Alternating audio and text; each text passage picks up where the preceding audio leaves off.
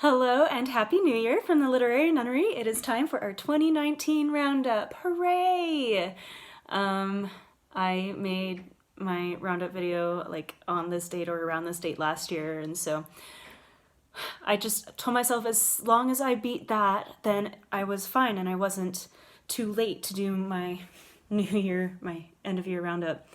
I still feel like it's a little bit late, but I was procrastinating because I was waiting for the stars to align, like that I looked cute and that there was natural light. And those haven't happened, so we're just gonna go with it because, I don't know, isn't it time? And also I just don't have a lot to say this year, as you'll see in a second. There were only really a few standout novels, and I didn't even read that cool of any fan fictions that I want to share with you. So. And I may do a best of the decade video. I haven't decided yet what the format of that is going to be. Like, we're going to go by like strict, like how many times I want to reread them, or like what the deal is there. So may or may not have one. Then, so yeah, let's get started. But first I'm going to let Alyssa fill up her water. So one book that I thought was very cool this year is called Technically You Started It. It's by Lana Wood Johnson. And like the story itself was fine, but what really stood out to me about that one was that is the full novel is just the text conversation between two people. Like that is literally like the texts on their phones is the whole novel. They didn't ever hop out to a narrative to kind of move things along or anything. It was just all that. And like it's a cute story and whatever, but that was really cool to me, and I hope we see kind of more of that kind of like transformative media experience in a novel. So I really liked that one. Another book that I just was super into this year was called last year. It's called The Magnolia Sword. It's Ballad of Mulan by Sherry Thomas. And like we know the basic story of Mulan, right? She goes and joins the army as a boy. But there's a lot more depth to it.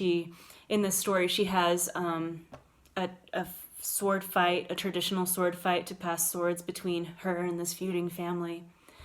And she doesn't know who the other family is, but she has been secretly coming out to train with the person she's going to fight. And just like a lot of family drama and like the war drama, and I don't know. It was just, I loved every bit of that book, which is unusual for me, but that book I just felt was just superbly crafted and really enjoyable.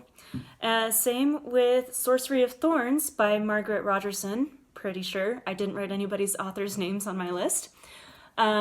The basic of that book is she's a librarian and she thinks that sorcery's bad, but then she ends up having to like team up with a sorcerer to try and save the library and probably also the kingdom or the country or whatever. And so just kind of their adventures. And that was really, yeah, I really liked that one. That one was actually not necessarily a 2019 book. I read most of it on New Year's Day of 2020. So, but I'm counting it because I started it before the year ended, and I definitely read it before this video, so there's that. Another one that I really liked was There's Something About Sweetie by Sandhya Menon, and it's the sequel to When Dimple Met Rishi that I really, really liked. There's another book in between, like From Twinkle with Love, that I didn't like that much, which is why I've never talked about it, but I love There's Something About Sweetie. Because, I don't know, I know why. It's because it's a fake dating high school story. And I love fake dating. Earlier today I read the fan fiction that I wrote that was fake dating. So, like, I'm into it. And so, I really enjoyed that. And I love when people are able to write really well about their own culture and their own experience. And so, like, I really felt what it was like to be an Indian kid in America and also like a fat girl in America. Like the things that she thinks, I think every woman must think them, and I think that was really cool to see. Like it's a universal experience. Did Circe by Madeline Miller come out this year? I forgot to check. I really liked that one. Everyone liked it. I'm not special there. I already talked about Echo North this year. Like, we know how I felt about that book. And Megan Spooner, who wrote Hunted, which is probably my very favorite Beauty and the Beast adaptation. I should probably read it again to make sure. She wrote Sherwood this year, which is a Robin Hood adaptation, and I really enjoyed that. She's a good author. And I think that's it. That's basically it.